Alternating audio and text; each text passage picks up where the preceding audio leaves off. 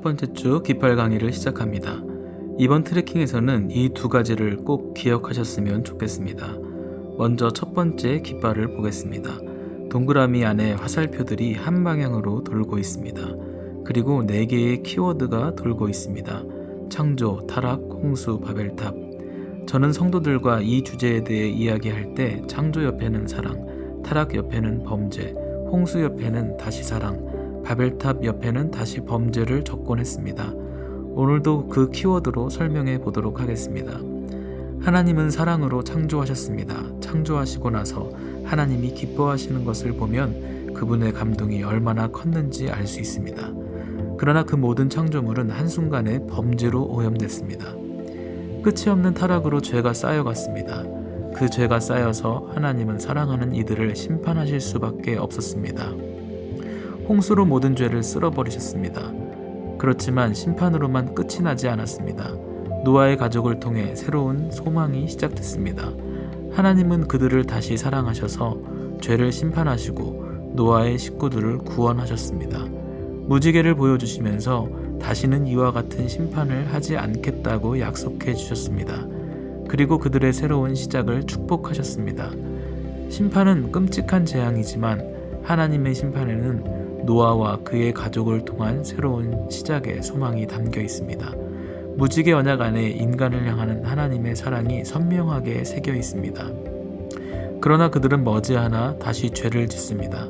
타락하고 다시 범죄하게 됩니다. 그들의 커져가는 교만한 마음을 보여주는 것이 바로 바벨탑입니다.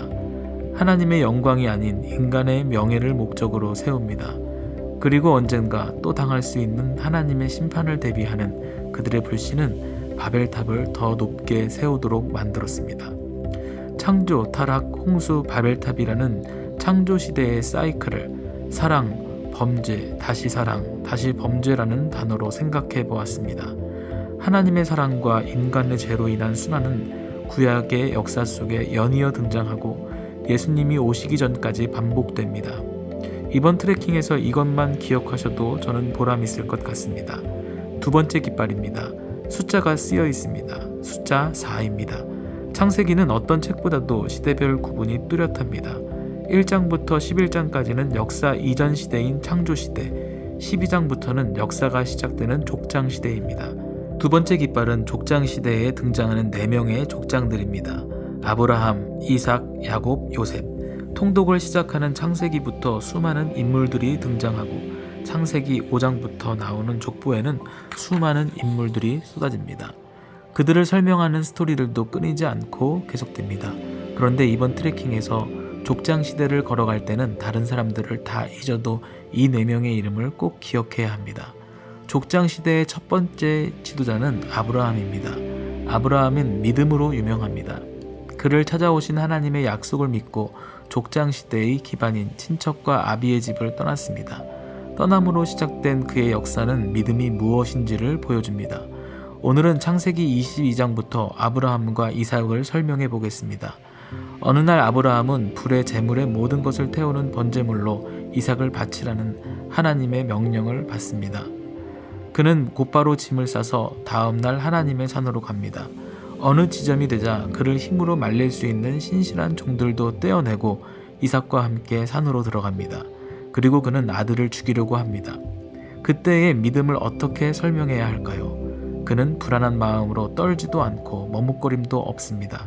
그는 마지막 순간까지 하나님의 언약으로 주신 아들이 그 이삭이라는 것을 믿으면서 칼을 들었습니다. 언약을 이어갈 유일한 아들을 죽이려고 하는 그의 믿음은 히브리서 11장 19절에 설명되어 있습니다. 아브라함은 이삭이 그 자리에서 죽어도 하나님은 다시 살릴 수 있다고 믿었습니다. 이삭의 키워드는 순종입니다. 그는 아브라함의 믿음의 유산을 가지고 있음이 분명합니다. 앞서 나눈 창세기 22장에서 자신을 바치려는 아버지 아브라함과 함께 산으로 올라갑니다. 노년의 아버지가 그의 손을 묶는 것을 도살장으로 끌려가는 양처럼 순종하며 받아들입니다. 아브라함이 이삭을 바치는 그림을 많은 화가들이 그렸습니다. 그중 17세기 화가 피아체타는 100세를 넘긴 노년의 아브라함에 안긴 이삭을 근육질의 청년의 모습으로 그렸습니다. 그의 손은 묶여있지 않으며 아버지의 품에 고개를 묻고 있습니다. 이삭은 아버지의 믿음을 신뢰하며 그에게 순종합니다. 야곱의 키워드는 성장입니다.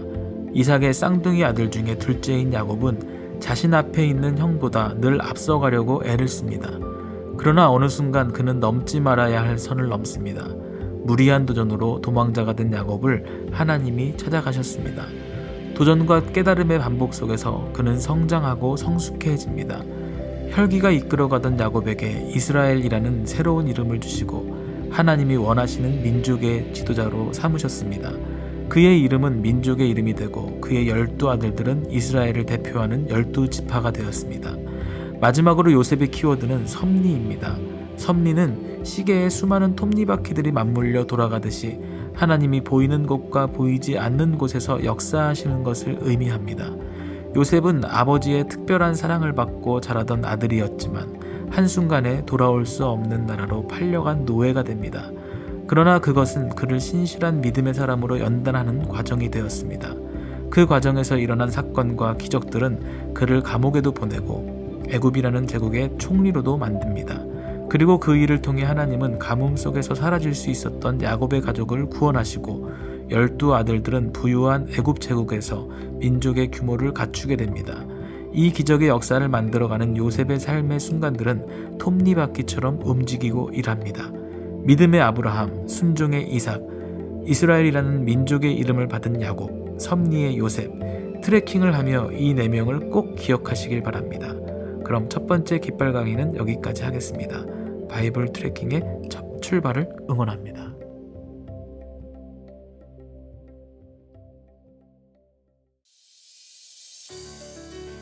이번 주에 함께 읽을 본문을 확인하겠습니다.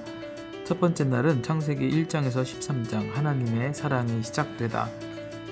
두 번째 날은 창세기 14장에서 26장 하나님의 기대.